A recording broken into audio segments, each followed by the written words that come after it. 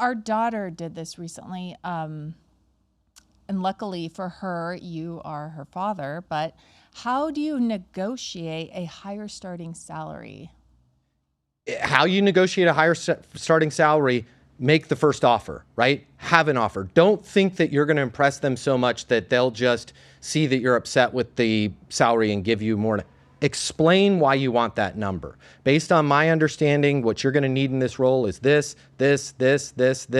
I have all those skills. I'm going to be devoting 100% of my life to this. In order to do that, in order to do this job properly, I need X, whatever it is, 150,000, 200,000. Does it make sense to put me in that role? Be clear. Communicate why you need that money, but also you be the one that comes up with that money. Don't beat around the bush and like, well, is there any way you can do more? Because if you do, and the other person's a skillful negotiator, especially if I trained them, their answer is going to be a polite no. No. But if you present a business case for why you need that higher salary, you're going to win.